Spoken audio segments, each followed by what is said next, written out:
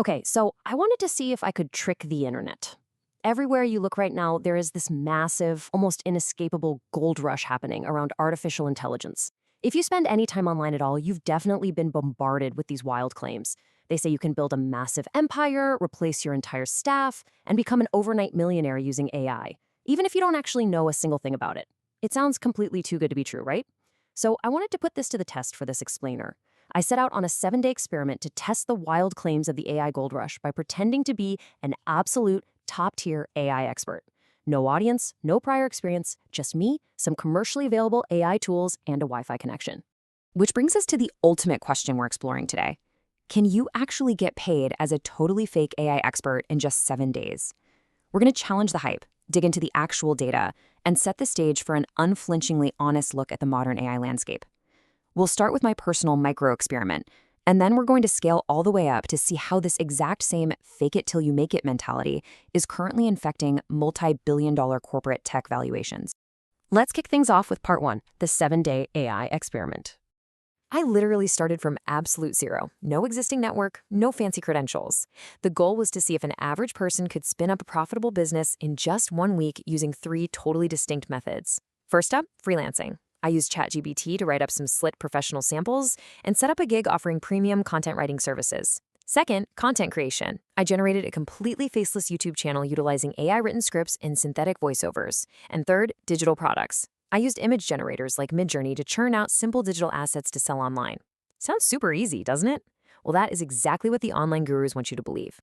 Because look, this brilliantly illustrates exactly what's fueling the frenzy right now. There are these leaked, dark props vaults floating around the internet, and they literally promise things like zero hires, zero face, pure profit ops. They're selling this incredibly alluring, honestly slightly scammy dream of building a stealth money printing machine without ever revealing your identity or, actually knowing how the tech works under the hood. It's the ultimate promise of pure leverage with zero effort. But here's where things get a bit wild. Welcome to part 2, the fake it epidemic. You'd think this fake it epidemic is just limited to side hustlers trying to sling faceless YouTube channels, right? Wrong. When you transition into the corporate world, the sources reveal that pretending to know AI is a massive systemic issue.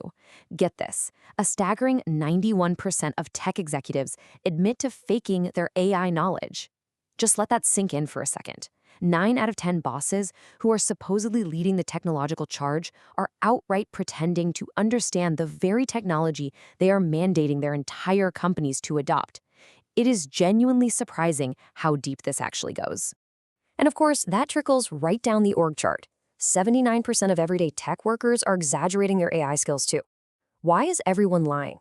Well, the research points to 2 main things. First, the Dunning-Kruger effect. People simply don't know enough about AI to realize how much they actually don't know. Second, pure fear. Workers are secretly using shadow AI, which are basically unapproved generative AI tools, just to try and keep up.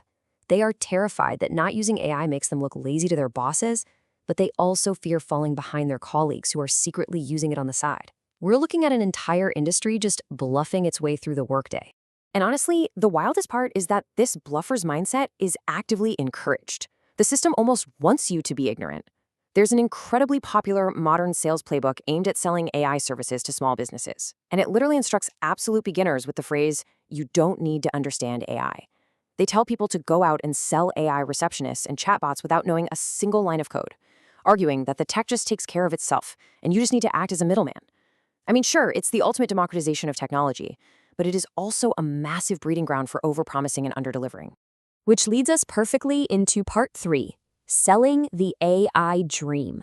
Because this culture of deception, it doesn't stop at small business consulting. It is moving billions of dollars. We're talking about massive corporate venture capital investments that are largely fueled by something called affective capitalism. Now, this is an economic system where emotions like faith, hope, and trust are literally manipulated to generate market value. Because AI is such an uncertain future-facing technology right now, venture capitalists and tech companies aggressively promote future emotions, things like awe, excitement, and that immense fear of missing out, rather than current grounded realities. They are literally, quite legally, selling the dream. In fact, academic research ties this AI hype directly to our modern promotional culture. Think about it. The tech sector controls the digital media infrastructure. The algorithms, the social networks, the search engines, they govern exactly what content gets the most attention.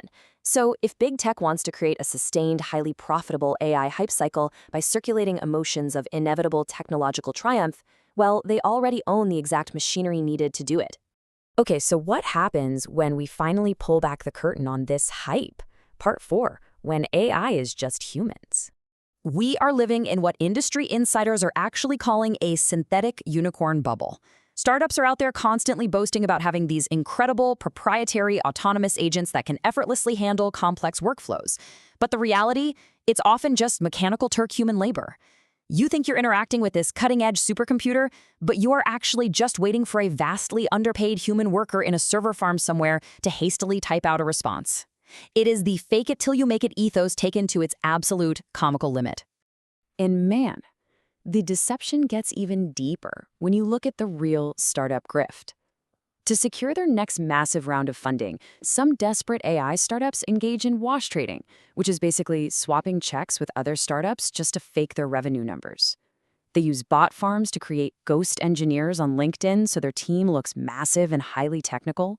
They even engage in optics hiring, where they bring in figureheads with fancy degrees but absolutely zero practical experience, purely just to make their pitch decks look amazing to investors.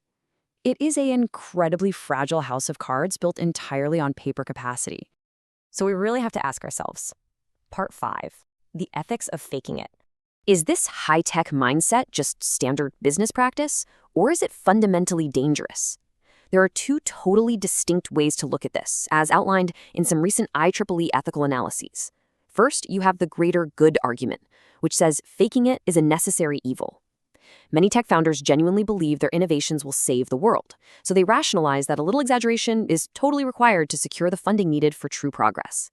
But on the flip side, the rationality principle argues the exact opposite. It says if everybody lies and fakes it, communication becomes totally meaningless, business cooperation is completely destroyed, and market trust totally collapses. I mean, we don't have to look that far back in history to see the rationality principle in action. Just think about Theranos or FTX.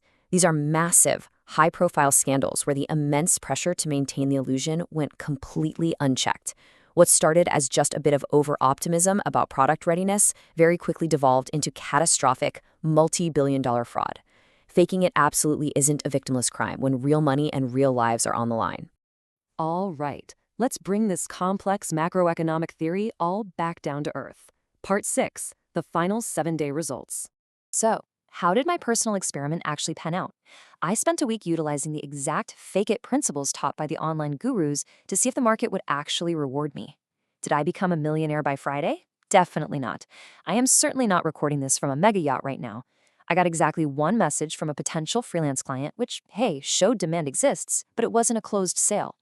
My AI-generated content was getting growing views, providing some modest traction, but for digital products, 0 sales. Nothing. The reality is far less flashy than those dark prompts false promise. So what's the actual lesson we can pull from all the sources we've looked at today? It boils down to this. The overnight AI millionaire, it's a total myth. However, the leverage AI provides is very, very real. If you drop the grift, stay consistent, and build actual, valuable systems over time, you can create real income. Quiet, consistent systems will beat a constant, deceitful hustle every single time. Which leaves us with one final thought. We are living through this absolutely incredible technological shift, but right now it's wrapped in a massive bubble of effective capitalism, ghost engineers, and shadow AI. As you navigate this wild landscape yourself, you really have to ask, are you using AI to drive real ethical innovation, or are you just faking it till you make it? Think about that, and keep exploring.